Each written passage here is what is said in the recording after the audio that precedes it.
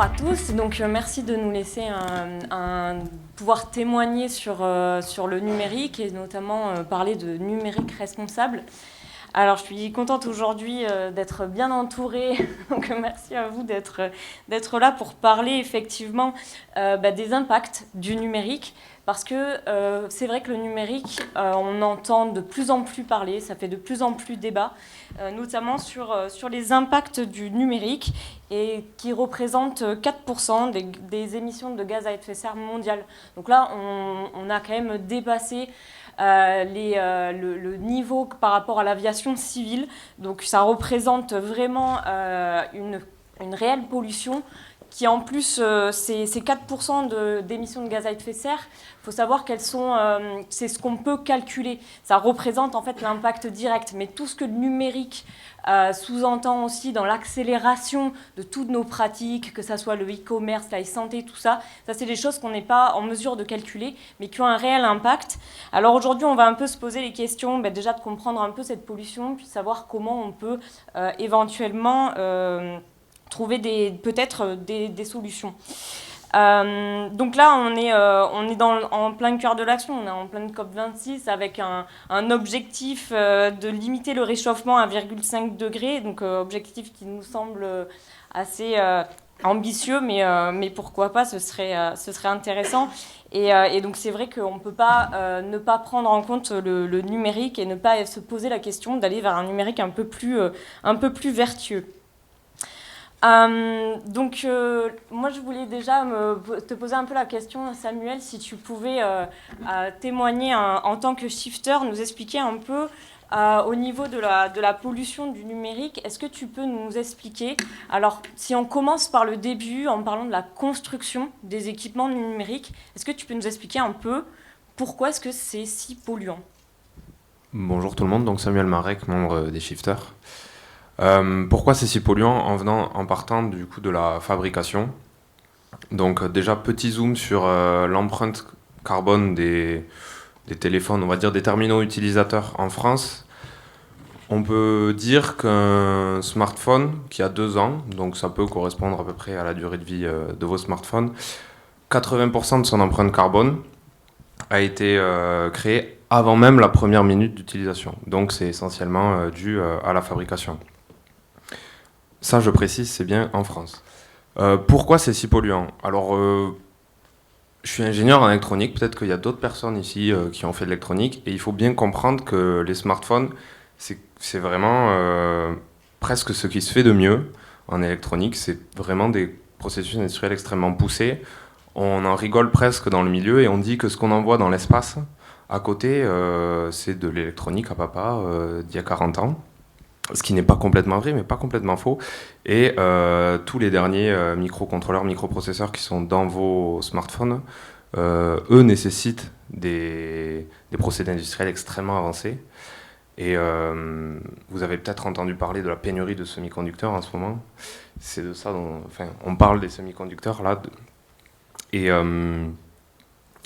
c'est des investissements qui se chiffrent en plusieurs milliards d'euros très facilement. Vous avez peut-être entendu parler de TSMC, qui est le fabricant de semi-conducteurs, l'industrie la plus chère au monde. Donc déjà, c'est des processus industriels colossaux. J'ai pas d'autres termes, je suis désolé. Et pourquoi c'est polluant? Alors pour plusieurs raisons.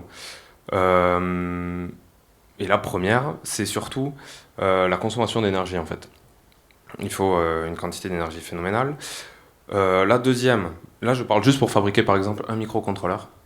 Donc là ça va être essentiellement du silicium, mais il va y avoir d'autres équipements, des équipements radio, des équipements magnétiques. Et là il va falloir aussi énormément d'extraction et encore une fois de l'acheminement de 4 coins de la planète. Et c'est pour ça qu'on a une empreinte carbone aussi élevée, entre guillemets, sur nos smartphones et plus globalement nos terminaux utilisateurs. Là je vais revenir...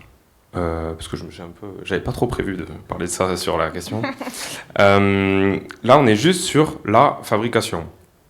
Et une fois que j'ai dit ça, il faut parler de l'utilisation. Là, je vous ai dit en France, 80% la fabrication. Du coup, vous dites, bon, c'est bien, une fois qu'on l'a acheté, de toute façon, ça a pollué, on peut l'utiliser autant qu'on veut. Et ça, à la limite, en France, on peut l'entendre. Mais il faut savoir que 60% de l'empreinte carbone du numérique dans le monde, c'est l'utilisation. Parce que l'énergie consommée, qui en France est plutôt décarbonée, grâce au nucléaire, enfin on va pas rentrer dans ce débat, c'est pas forcément le cas dans tous les pays. Et on dit que ça représente à peu près 4% des émissions de gaz à effet de serre, le numérique, mais ça représente déjà plus de 5% de la consommation énergétique. Donc il faut bien garder ça à l'esprit. Et ensuite, pour faire la transition peut-être avec la question suivante, une fois qu'on a parlé de ça, notamment de 80%, 80 à 90% d'émissions embarquées, c'est-à-dire qui sont dues à la fabrication, on comprend de suite que le reconditionner, c'est très pertinent. Notamment quand on met ça en regard de la fréquence de renouvellement de nos terminaux. Et dans les pays développés, comme par exemple la France, les téléphones en général sont renouvelés peut-être un peu trop fréquemment, mais c'est tous les 2 ans d'après la 2 ans à petit peu près, voilà, à peu près. Donc voilà, et il y a aussi d'autres problématiques. Une qui est un petit peu polémique, enfin les deux sont polémiques d'ailleurs, c'est sur l'obsolescence. C'était il y a quelques années déjà un scandale avec Apple, notamment sur iOS et ses mises à jour qui bridaient la performance des téléphones pour un petit peu inciter finalement à acheter le dernier iPhone. Et il y a aussi quelque chose qu'on abordera peut-être, qui arrive en ce moment, dont vous avez certainement dû parler, qui est la 5G. Et en fait, à chaque nouvelle technologie de communication, on a ce besoin, entre guillemets, de rafraîchir le parc de téléphones et de terminaux, parce que un téléphone 4G, ça ne capte pas la 5G. Voilà. C'est effectivement ce qu'on appelle l'effet rebond, et de penser qu'une technologie va être moins polluante, au final, on finit par du coup devoir soit l'utiliser beaucoup plus, soit se retrouver à devoir effectivement changer tous les parcs, et donc on se retrouve à consommer beaucoup plus. Thierry, donc, est-ce que tu peux, maintenant qu'on a parlé construction et usage, nous parler au niveau des déchets et de ce qu'on appelle les D3E, et nous dire aussi, sans jeter le micro, pourquoi est-ce que c'est un problème pour l'environnement, ces déchets ? On va retrouver dans ces déchets toutes les matières premières qui ont été nécessaires à la construction de ces différents équipements. Moi, je voudrais juste donner un petit complément. Nous traitons et nous reconditionnons des PC et des smartphones. Il faut sensiblement 350 kg CO2 pour fabriquer un PC de moyenne gamme et sensiblement 80 à 100 kg de CO2 pour un smartphone.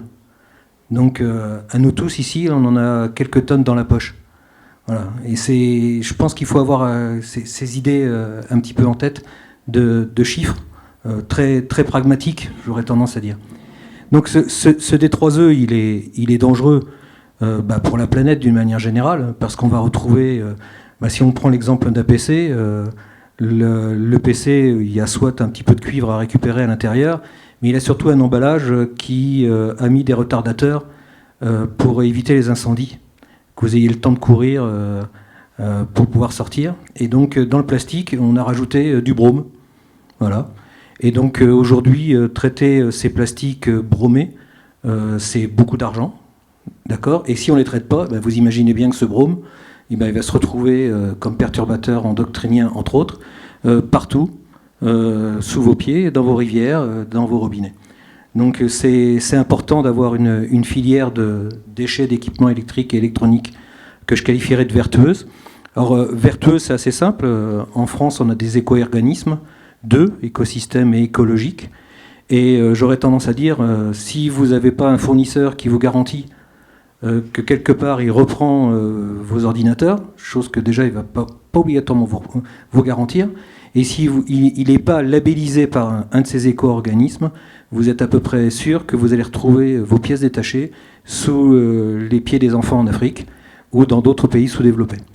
Donc c'est hyper important de bien traiter ces déchets dans une filière que je qualifie donc de vertueuse, où les matériels sont déconstruits. Nous, on aime bien le terme déconstruire, parce qu'on va récupérer chaque pièce individuellement et que chaque pièce retrouve après une filière de démolition qui lui est absolument appropriée.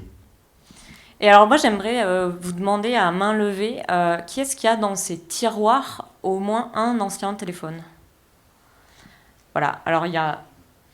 Non, alors j'en fais aussi partie, hein, mais on se rend compte aussi qu'il y a un réel problème. Alors pareil, hein, l'ADEME 2021, il me semble, la face cachée du numérique, a estimé qu'on récoltait moins de 10% de nos téléphones.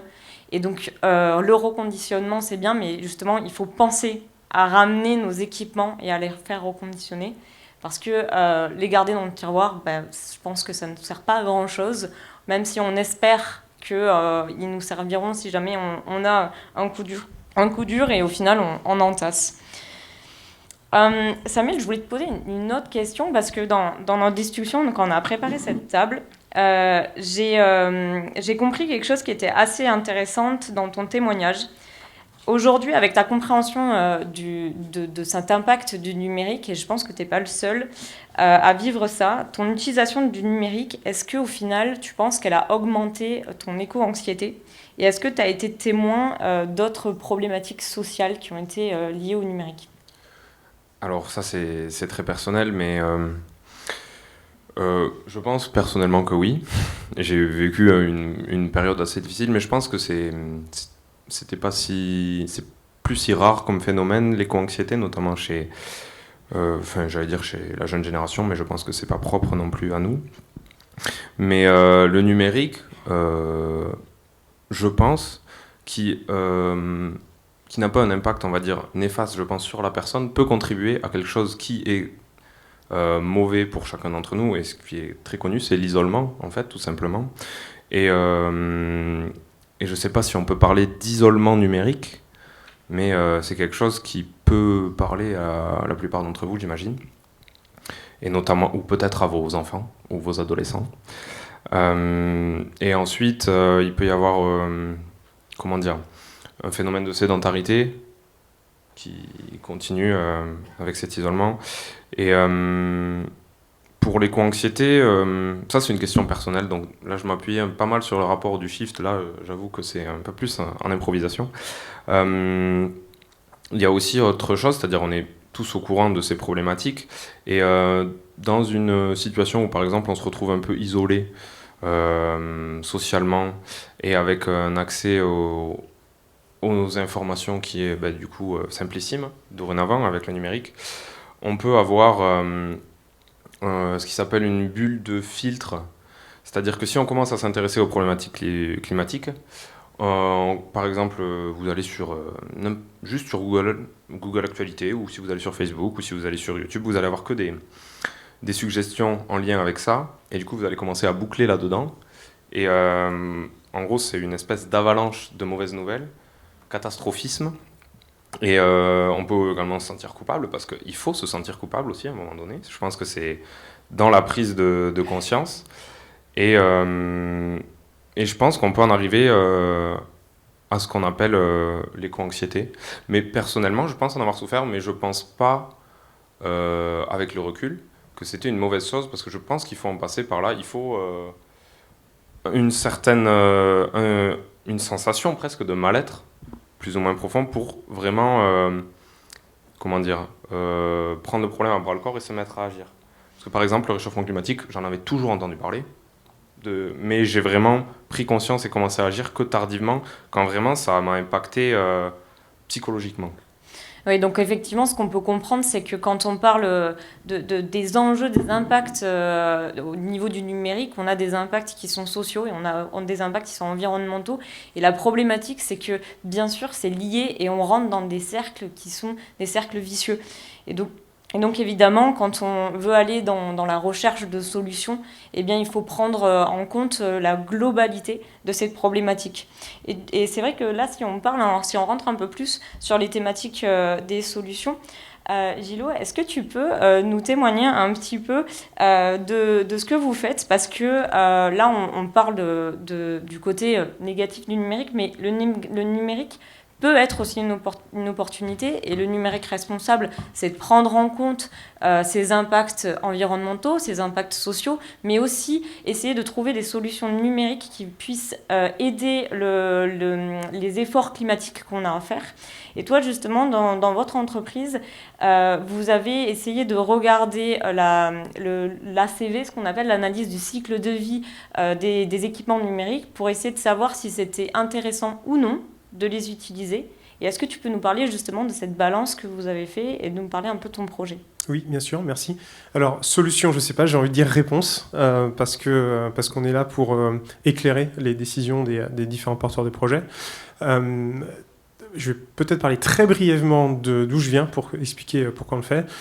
J'ai fait partie de ces grands groupes industriels qui utilisent beaucoup de composants électroniques. Et pour vous la faire très accélérée, j'ai eu moi mon éveil environnemental il y a maintenant 5 ans. Et quand on travaille pour un grand groupe qui doit produire beaucoup de tonnes carbone notamment, mais pas que tous les ans, j'ai eu à un moment une sorte de dissonance cognitive dont j'ai souffert pas mal, dans l'éco-anxiété notamment. Et j'ai dû prendre une décision pour quitter cette entreprise, pour tenter de contribuer de ce que je pense être un peu plus positif, même si c'est pas, tout peut être critiquable. Donc c'est une entreprise qui fabrique des objets connectés, et qui en produit beaucoup, parce que c'est un des leaders mondiaux. L'idée, parce que c'est de là dont je viens et dont pas mal de mes associés viennent, et dans lesquels on est légitime, c'est d'observer les objets connectés avec une méthodologie, donc on parle d'analyse de cycle de vie simplifiée, parce qu'on ne fait pas à chaque fois des rapports de 150 pages pour chacun des objets. Mais l'idée, c'est de regarder quel est le coût environnemental sur l'intégralité du cycle de vie des objets, depuis leur production, parfois l'importation, parce qu'ils viennent de loin, leur utilisation sur l'estimation de leur durée de vie et la fin de vie de ces objets, et de mettre ça en regard avec le potentiel impact positif ou pas des objets dans l'utilisation que peuvent en faire les entreprises. Ce qui permet aux porteurs de projet déjà de distinguer assez vite ce qui tient du gadget avec ce qui tient de l'utile, en termes opérationnels, parce que l'idée c'est vraiment de faire entrer cette optimisation opérationnelle en lien avec l'optimisation environnementale. Donc on regarde le coût. Si c'est gadget, on va recommander aux porteurs de projet de mettre ça de côté. S'il y a une utilité opérationnelle et un gain effectif, pour faire simple, carbone, mais on peut étendre plus que carbone, parce qu'on parlait de biodiversité, d'utilisation des sols, etc. S'il y a une utilisation qui peut être un peu plus sobre ou un peu plus vertueux, à ce moment-là, regardez avec les porteurs de projet quelles sont les solutions qui sont les plus pertinentes dans leur situation. Je vais illustrer avec un exemple très bref que j'utilise très souvent, que j'ai utilisé tout à l'heure pour vous. Un cabinet, une PME, qui a une vingtaine de techniciens ou d'ingénieurs qui doivent se déplacer tous les jours pour aller faire de l'analyse de la qualité de l'air, pour faire un lien avec celles qui ont témoigné plus tôt, envoie des techniciens qui font en moyenne plusieurs centaines de kilomètres par semaine pour aller faire de l'analyse de la qualité de l'air, en connectant les différentes salles, sachant que leurs clients, c'est les collectivités ou les bâtiments comme celui-ci. En connectant les salles, ils arrivent à réduire le nombre de trajets, tout simplement parce qu'ils arrivent à faire leurs opérations de mesure à distance. Il y a un coût environnemental des objets, il y a un gain, et l'idée, c'est de pouvoir faire tout ça ensemble. Christophe, on en parle souvent. Est-ce que tu peux parler justement de la mesure de l'impact environnemental, parce que je sais que tu as un avis sur le sujet. Oui, et donc effectivement, moi j'étais à ProDurable, là, qui est le grand salon à Paris, et donc il y avait toute la tech, et ils étaient tous les grands patrons en train de se congratuler. Donc il y avait certains qui disaient oui, moi j'utilise du matériel reconditionné, où j'interdis l'utilisation, ce qui est très bien, et je salue l'activité de Thierry, et au sein d'Infogreen Factory, on essaie de conseiller justement Thierry comme justement un fournisseur. Mais aujourd'hui, à ce salon, il y avait énormément finalement de coups d'épée dans l'eau. Et ce qui me gêne le plus, c'est que dans le numérique, on oublie quelque chose qui est fondamental, c'est de mesurer. Donc c'est pas la peine de raconter que oui, on a sensibilisé les collaborateurs, on a fait des fresques, on a du matériel reconditionné. Messieurs, dames, vous mesurez. On mesure le CO2, on mesure éventuellement aussi l'eau, et éventuellement les ressources abiotiques quand les chiffres sont disponibles. Et ensuite, on regarde, on compare les années. Mais on arrête de parler, de faire du vent. C'est 2 pas en avant, 3 pas en arrière. Voilà, et donc... Quand je leur ai posé la question pendant la conférence, il y a eu un grand blanc.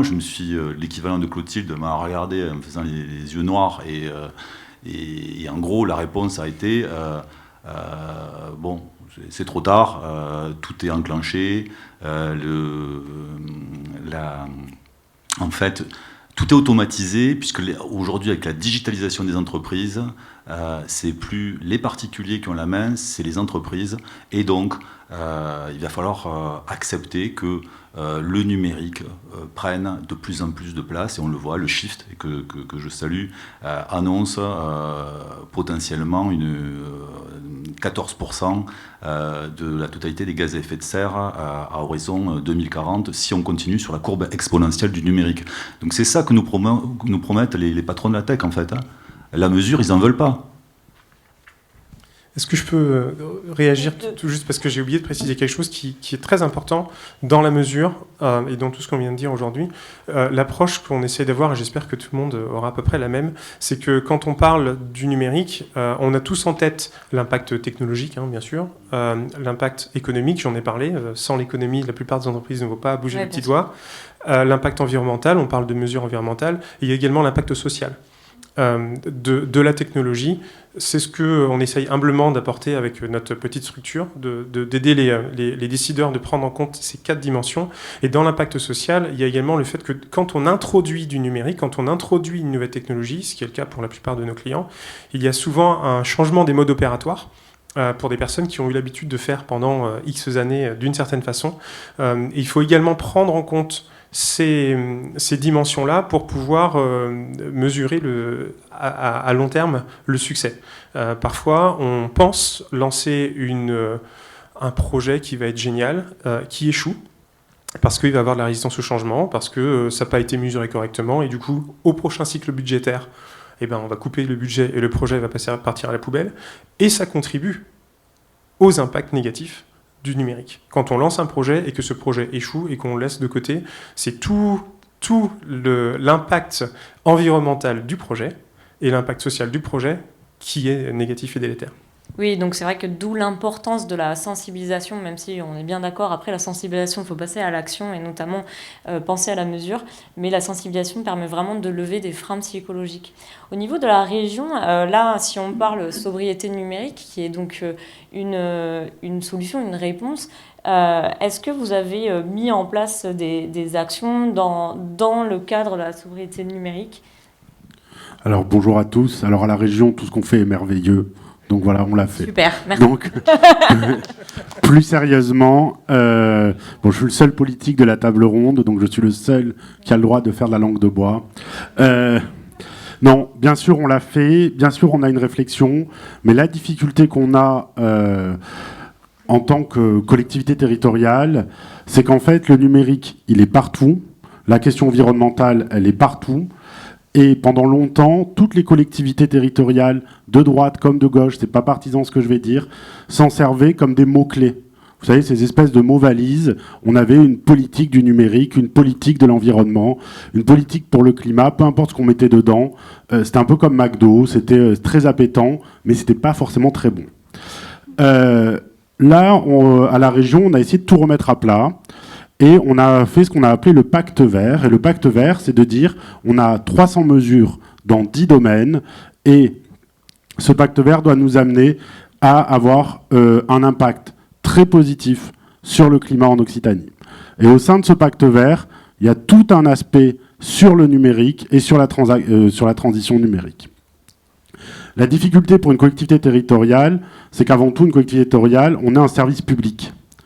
Et donc, nous, on n'a pas en face de nous des utilisateurs. On a des usagers. Et l'usager du service public, déjà, il faut savoir qu'il y en a 20% qui n'ont pas d'accès à Internet en Occitanie. Soit par choix, c'est une minorité, soit parce que c'est mal desservi, soit parce qu'ils sont dans des situations de précarité. Donc déjà, quand on met en place une politique du numérique ou de sobriété numérique, on ne parle qu'à 80% des habitants. Donc la première chose qu'on fait, c'est qu'on essaye de connecter l'ensemble des villages, l'ensemble des personnes en situation de précarité, pour leur permettre d'avoir accès aux services en distanciel, entre guillemets, parce que ça leur évite de prendre leur voiture, tout simplement. Si pour déposer un dossier pour demander, je ne sais pas, une bourse d'aide, une prise en charge de la cantine pour vos enfants au lycée, vous pouvez le faire directement sur Internet, eh bien, vous n'avez pas pris la voiture. Et à ce moment-là, la question de la sobriété se pose différemment. Ça, c'est le premier point. Donc, on essaye de mailler l'ensemble du territoire. On n'arrivera jamais à 100%, mais on souhaite s'y rapprocher. Le deuxième point, c'est qu'on est toujours une collectivité territoriale. Et une collectivité territoriale, on ne peut pas pivoter aussi facilement qu'une entreprise. Nous, on a un code, c'est le code des marchés publics. Je ne sais pas si vous avez une vision de l'enfer, c'est le résumé, concrètement. Et le code des marchés publics, ne dites pas à Bercy que j'ai dit ça, enfin, coupez la caméra parce qu'après je vais me faire taper sur les doigts, mais plus sérieusement... On retiendra que la région, c'est McDo. C'est ça. Non, j'ai dit que les autres collectivités étaient McDo. Plus sérieusement, le code des marchés publics, c'est très compliqué. Parce qu'on doit définir un besoin 2-3 ans avant et avoir le produit fini 2-3 ans après. Je vous prends juste un exemple sur la question du numérique. En Occitanie, on distribue un ordinateur à tous les lycéens et à tous les apprentis.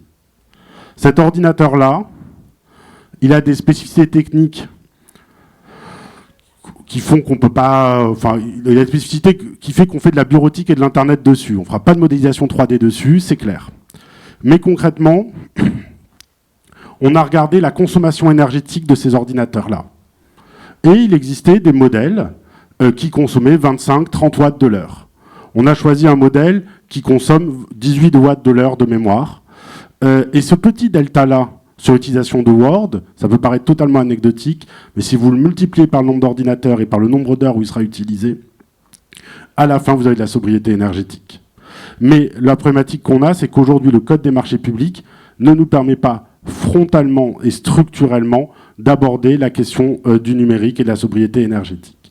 Et un dernier tout petit point, et après j'en arrête là, le vrai enjeu, et là pour le coup c'est un constat d'échec du politique en général, le vrai changement, il viendra des usagers. Je vais juste vous prendre un exemple. Si vous regardez le PowerPoint, vous avez une barre qui s'est affichée. Vous voyez la barre qui s'est affichée en haut. Et qu'est-ce qu'elle nous dit, la barre ? Elle nous dit que ça pompe trop d'énergie. Et pourquoi Apple a fait ça ? Enfin, je suppose que c'est un produit Apple. Pourquoi Apple a fait ça dans Safari ? C'est parce que tout simplement, les usagers d'Apple sont sensibilisés.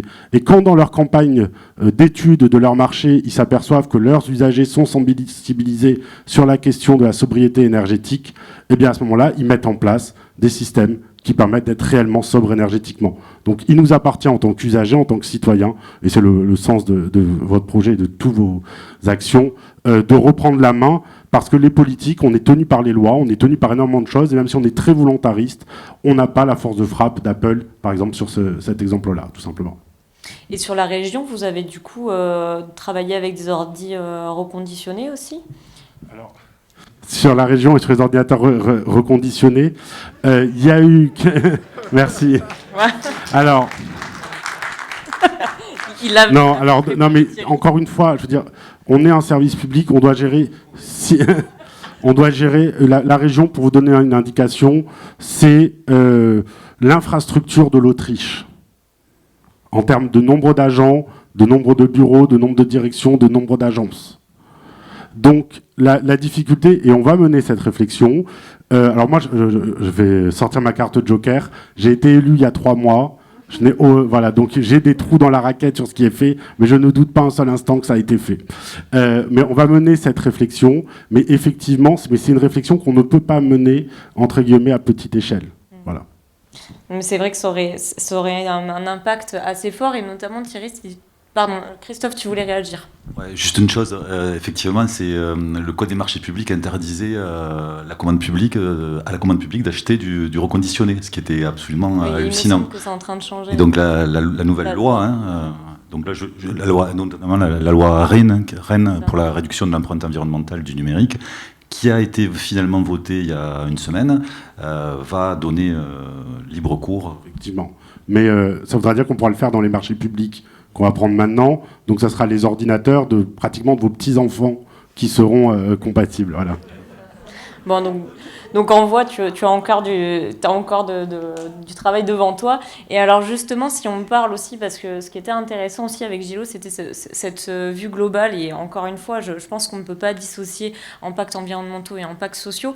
Et c'est de montrer que chez Envoi, donc toi, tu es persuadé que le reconditionnement, c'est une réelle solution pour les impacts environnementaux. Mais il y a aussi tout un aspect social qui est intéressant. Est-ce que tu peux nous en parler un peu ? Oui, assez simplement. Donc, juste la petite photographie. Envoi, Insertion et Handicap, c'est une association, mais qui a en son sein 2 entreprises, une entreprise d'insertion et une entreprise adaptée. Donc, lorsqu'on reconditionne des PC, c'est naturellement des bénéficiaires de ces mécanismes qui vont être à l'œuvre. Donc, lorsque on délivre un PC d'occasion à quelqu'un, on lui explique que non seulement il a économisé sensiblement 350 kg de CO2, puisqu'il a évité d'en fabriquer un nouveau, mais également il a contribué par son achat à 3 heures de personnes en insertion. Parce que dans ces 3 heures, il a fallu prendre le PC d'origine, le blanchir, c'est-à-dire garantir qu'il n'y ait plus la moindre donnée dessus, y apporter des réparations, un reformatage et naturellement une réinstallation. Et sensiblement en moyenne, ces opérations durent 3 heures. Donc à chaque fois que vous achetez un PC reconditionné dans des entreprises telles que les nôtres, non seulement vous avez fait un geste pour la planète, je vous en remercie, mais vous avez fait surtout un geste social, parce que vous avez ramené à l'emploi des gens qui en sont éloignés et sur des métiers qui finalement sont porteurs. Tout simplement parce qu'on a aujourd'hui le monde de l'insertion, c'est normalement pour un parcours complet 2 années dans ce parcours de transition. Aujourd'hui, chez Envoi, le cycle moyen est de 10 mois. Tout simplement parce qu'on forme sur des technologies qui sont aujourd'hui très demandées par les industriels et ils n'attendent pas qu'on ait fini notre parcours pour embaucher les personnes. Et donc on va loin. On a parlé tout à l'heure aussi de l'usage du numérique et avec ces mêmes personnes, on fait de la médiation numérique. On va au plus près des gens éloignés, les fameux 20% qui n'ont pas l'usage du numérique. On a un projet qui s'appelle Mobilité, tout simplement parce qu'on va auprès des gens d'un aspect mobile pour leur apprendre l'IT, c'est-à-dire l'usage, tout simplement, pas de grande prétention sur l'apprentissage. Et je ne sais pas si vous connaissez les passes numériques, les chèques haptiques. À l'échelle du petit territoire que nous couvrons, c'est-à-dire la métropole toulousaine, pas plus loin, nous sommes passés au 4e rang des percepteurs des chèques haptiques au niveau national. Donc c'est-à-dire qu'avec des gens en insertion, parce qu'eux-mêmes sont en insertion, sont des médiateurs numériques, on fait de la médiation numérique auprès de personnes qui en sont éloignées. Et donc tout ça, lorsque vous achetez des machines reconditionnées, vous réussissez à mettre toute cette mécanique en place. Voilà. Donc oui, c'est important socialement, c'est important, oui, pour la planète, c'est certain, mais notre mission à nous, c'est de ramener des gens à l'emploi qui en sont éloignés, et par ces mécanismes-là, eh bien, on arrive à faire sensiblement 50 embauches par an. Voilà. Donc c'est quand même 50 embauches, donc sur un cycle de 10 mois, vous avez sensiblement 40 personnes en insertion qui travaillent sur ces aspects-là. Et là, on arrive à inverser la tendance parce que donc tout à l'heure, je parlais de cercle vicieux, mais là, on est plutôt dans un cercle vertueux parce qu'on a le côté écologie, le côté social, et pour ceux qui achètent, on a le côté aussi économique parce qu'effectivement, c'est quand même moins cher. Et ce que je trouve important de souligner là, et tu peux me le confirmer, c'est le fait d'acheter du reconditionné. Ça ne veut pas acheter acheter bas de gamme, au contraire. Au contraire, un de nos slogans, c'est pour le prix d'une 2 chevaux neuve, acheter une Ferrari d'occasion. Voilà, les PC que l'on a dans notre boutique. On a une boutique installée au 3 avenue Jean Mermoz à Colomiers. Venez nombreux. Dans cette boutique, on vend des PC qui sont dits en fin de vie chez les grands industriels. Fin de vie, ça veut dire qu'ils ont 3 ans. Voilà, donc dans ma sacoche, moi j'ai mon PC personnel de boulot. Ça fait 5 ans que j'ai le même PC qu'il y a 3 ans. Et je vous assure que j'ai le PC du conseil régional que ma fille a eu, il fonctionne beaucoup moins bien, même s'il est neuf que mon PC reconditionné qui a maintenant 8 ans. Voilà. Et c'est vraiment une Ferrari d'occasion. Donc effectivement, c'est des machines qui ont été achetées très chères par les grands industriels de la région, qui nous ont... qu'on a eu un contrat pour aller les chercher chez ces industriels, les blanchir et les renvoyer à leur liseur. Voilà, le mécanisme est assez simple, hein. Ils renvoient tout au liseur. Et donc on a sensiblement 20 000 PC qui passent dans nos mains tous les ans, et on a l'opportunité, si on le désirait, surtout si on le pouvait, si on était des bons commerçants, de vendre 20 000 PC par an reconditionnés.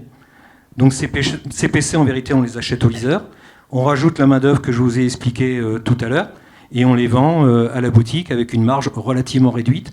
Et donc vous avez un portable de haute qualité, i5, SSD, etc., pour 450 balles. Voilà. Et qui, le mien, je vous dis, il a maintenant 8 ans, et je pense que je ne vais pas le remplacer avant ma retraite. Donc là, on a un premier levier qui est quand même vraiment important. Christophe, est-ce que toi, tu aurais identifié aussi d'autres leviers, d'autres bonnes pratiques que les entreprises pourraient faire pour être vraiment dans un numérique plus respectueux de l'environnement ?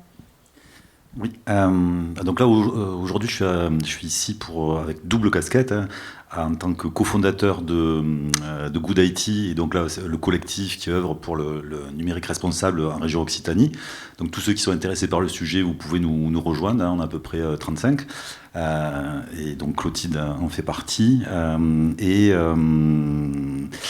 et aussi à titre de président d'Info Green Factory, une start-up qu'on a créée il y a 1 an et demi. Et donc on accompagne essentiellement des grands comptes et qui, pour la plupart, ils ne savent pas trop comment prendre le sujet du numérique responsable. Il y a un buzz, il y a un réel buzz en France autour de la problématique de la pollution numérique. Donc déjà, il y a la première chose, c'est s'informer. On a une chance incroyable, c'est qu'on a au moins 5 entités qui œuvrent dans le numérique responsable, qui font des études, qui montent des groupes de travail. Donc il y a l'Institut du numérique responsable, il y a greenIT.fr, il y a GDS Eco-Info, il y a l'association du Green IT, la GIT, et last but not least, il y a le Shift Project. Et tous les 5, ils font un boulot mais monumental. Il n'y a pas d'équivalent dans n'importe quel autre pays. On est le premier pays où il y a une loi de réduction de l'empreinte environnementale. Elle est passée il y a le 2 novembre. Donc voilà, c'est clairement, il y a une prise de conscience et la matière, elle est là. Vous êtes une entreprise, vous voulez agir, vous avez le petit livre bleu de l'Institut du numérique responsable qui vous donne les 65 recommandations, vous avez des outils de mesure, et tous les 5 sources que je vous ai citées, le Shift Project a donné vraiment toutes les étapes à mettre en place pour aller vers un numérique plus responsable. Donc tout est là. Après, c'est vrai que malgré tout, il y a un certain... Donc s'informer, c'est clé. Après, il y a tout ce qui est de l'ordre du diagnostic.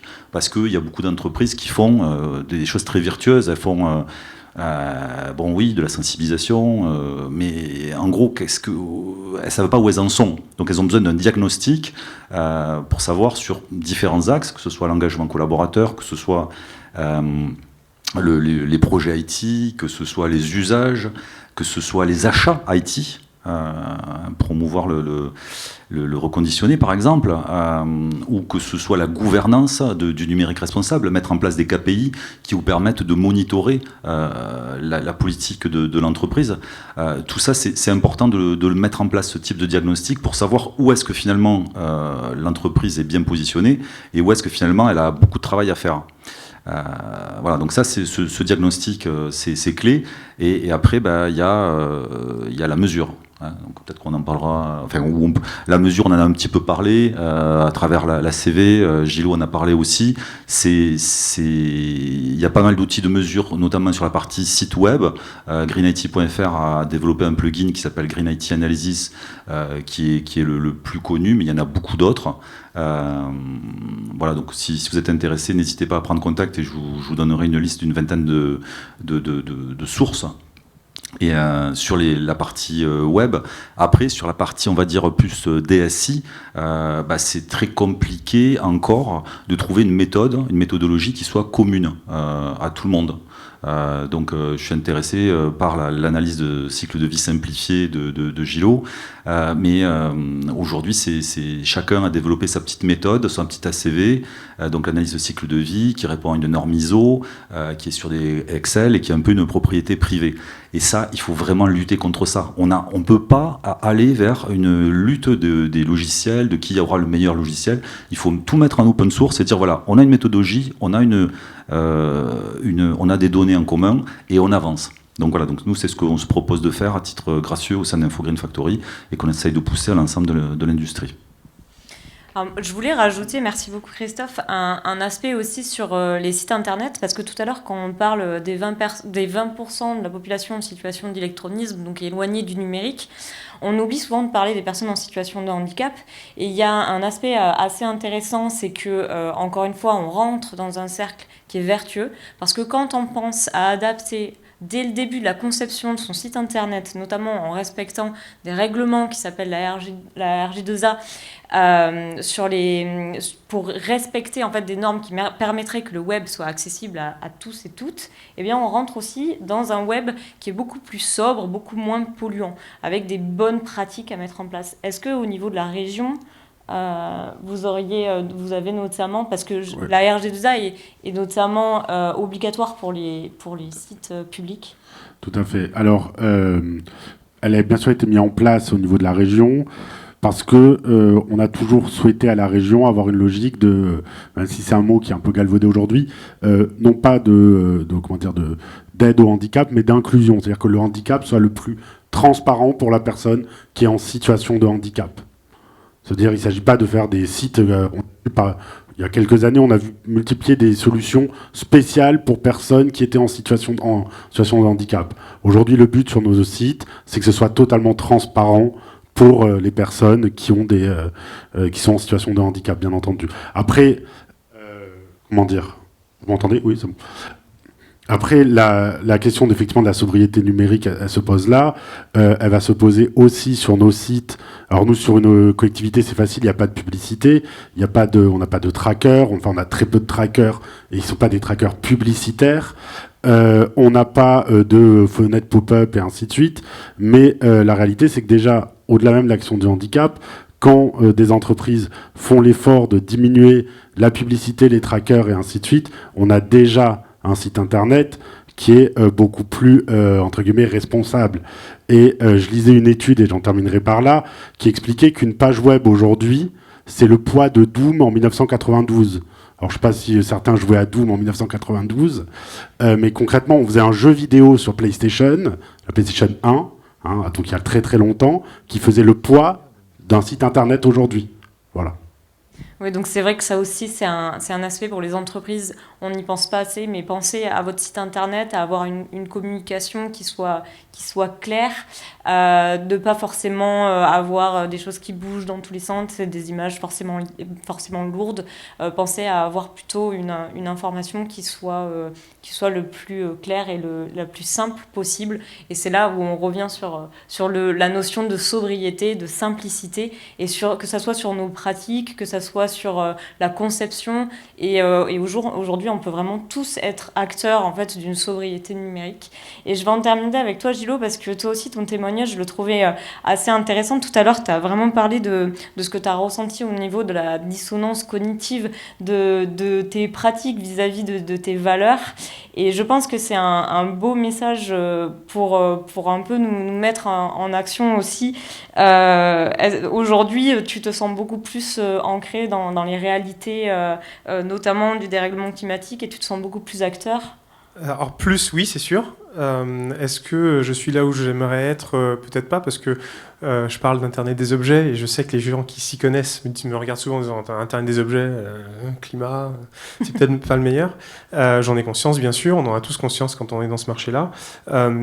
Effectivement, jusqu'à récemment, j'étais directeur des ventes dans une boîte internationale, cotée au Nasdaq, et donc Au quotidien, le travail, c'était faire du rapport financier, convaincre les clients qu'il fallait qu'ils achètent X centaines de milliers de nouveaux produits tous les ans. Oui, j'ai vécu cette dissonance cognitive. Quand j'ai quitté la société en bons termes, parce que je leur ai pas dit ce que j'allais faire, je leur ai dit que j'allais être un expert en IoT, ça s'est plutôt bien passé, et quand j'ai lancé l'activité, il y a quelques-uns d'ailleurs, certains qui sont dans la salle ici, qui m'ont suivi allègrement, pour tenter de nous retrouver dans une situation où on est un peu plus en adéquation avec ce qu'on pense être important.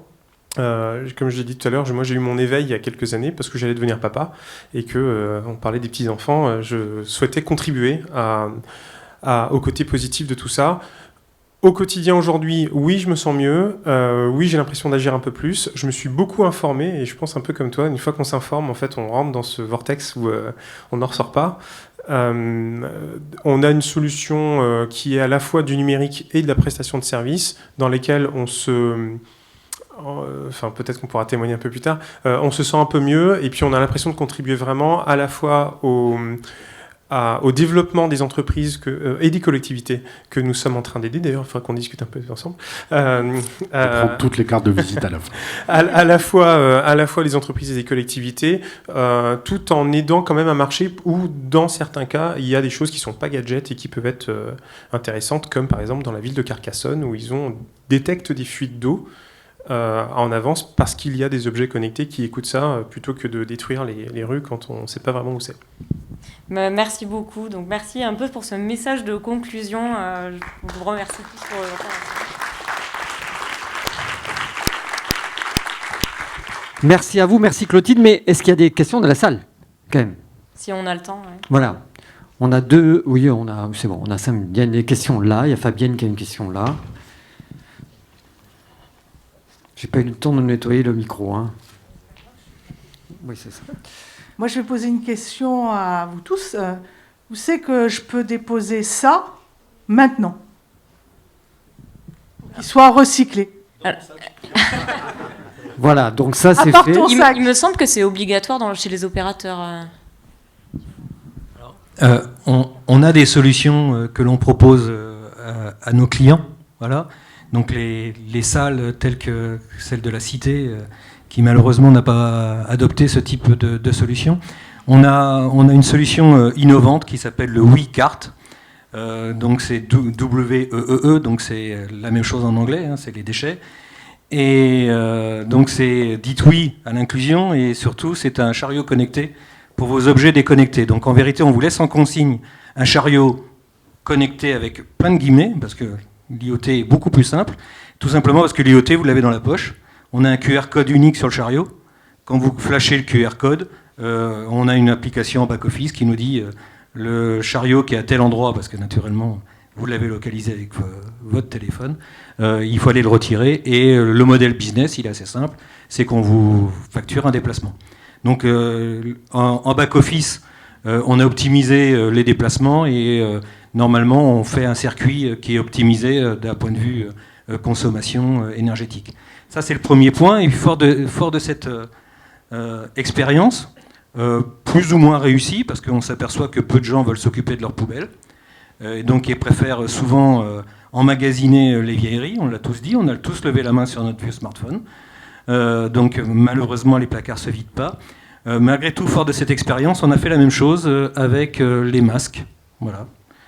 Donc aujourd'hui, vous jetez vos masques entre guillemets n'importe où.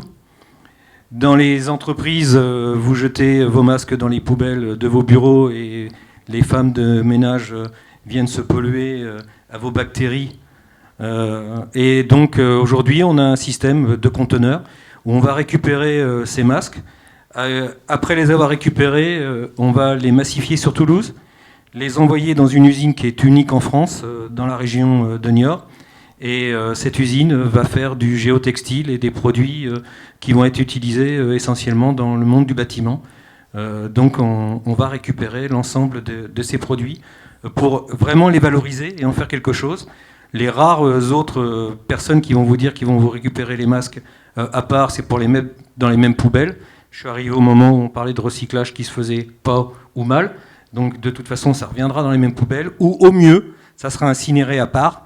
des autres, mais vous n'aurez pas plus. Là, on a un vrai circuit de valorisation. Malheureusement, des salles événementielles comme celle-ci ne semblent pas être intéressées pour avoir ce type de produit. C'est bien dommage.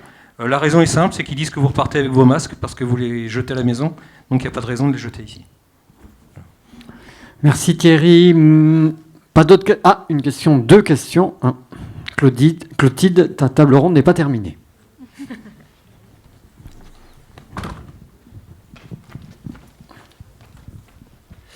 Oui, bonjour. Donc peut-être une question pour Christophe. Existe-t-il des labels pour mettre en valeur justement un travail d'une entreprise vers une IT environnemental friendly? Alors oui, et depuis septembre, là, il y a ça commence, ça se structure, ça continue à se structurer. Donc il y a le label Lucie qui est en proximité de l'Institut du numérique responsable, qui a sorti 2 labels, le label NR niveau 1 et le label NR niveau 2. Donc il y en a un où c'est une auto-certification, c'est-à-dire que on prend un engagement il y a une formation et on prend un engagement sur un certain nombre de bonnes pratiques. Et le label niveau 2, là il y a un auditeur qui vient, qui se déplace. Et il y a eu toute la partie formation. Et voilà, donc ça c'est les 2 labels qui existent au niveau d'une entreprise. Ensuite, au niveau d'un projet informatique, il va sortir une norme qui s'appelle l'AFNOR Spec, qui sera basée sur le dernier référentiel d'éco-conception qui s'appelle le GR 491 et qui est sorti il y a quelques semaines. Et donc ça permettra un projet de le certifier AFNOR Spec et de dire qu'il vérifie bien l'éco-conception. L'éco-conception, juste pour rappel, c'est pas concevoir juste de la frugalité, c'est pas diminuer des fonctionnalités. C'est se dire, un logiciel, il doit fonctionner avec les ordinateurs de Thierry. C'est pas concevoir un logiciel pour des ordinateurs qui vont sortir dans 2 ans ou dans 3 ans. C'est concevoir un logiciel qui va tourner avec des bécanes qui existaient il y a 5 ans ou 10 ans. Voilà. Et donc ça, il y aura aussi l'Institut du numérique responsable va sortir aussi un certificat de connaissance, et là à titre individuel. Voilà, donc il y a à la fois au niveau d'une entreprise, mais aussi au niveau individuel.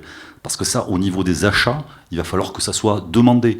Vous travaillez avec un prestataire de service, vous êtes acheteur IT, vous devez demander à vos prestataires combien sont formés au numérique responsable, combien sont formés à l'éco-conception. Et voilà. Et si la réponse est 0, il doit y avoir, c'est pas 0,5 points sur 100. Donc soyons sérieux, on va passer plutôt à 20 points ou 30 points sur 100. Une question ici, Clotilde.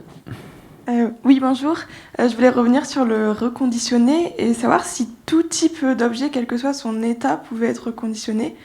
Par exemple, une vieille tablette ou un téléphone particulièrement amoché, peut-il aussi avoir une seconde vie? Parce qu'il y a des sites comme Back Market qui ne récupèrent pas tous les types de téléphones. Alors, je vais vous répondre non, naturellement, on ne peut pas tout récupérer et tout reconditionner. Donc nous, ce que l'on fait, on pratique la vampirisation. C'est-à-dire que quand un téléphone ou une tablette ou un PC est abîmé, il y a quand même quelque chose dedans qui doit être récupérable. Que ça soit l'écran, que ça soit la carte mère, que ça soit la batterie ou quelque chose comme ça. Donc on va vampiriser ces pièces pour pouvoir réparer par la suite d'autres machines sans pour autant aller acheter de la pièce détachée neuve. Voilà. Donc la batterie est toujours le cas un peu particulier, le cas difficile, parce que les gens, même s'ils achètent de l'occasion, veulent une batterie qui tienne sur la durée. Donc la batterie, c'est ce que l'on a le plus de difficultés à récupérer. Voilà. Mais plus pour la fiabilité de l'équipement reconditionné. Merci Thierry, merci Clotilde, merci à vous tous.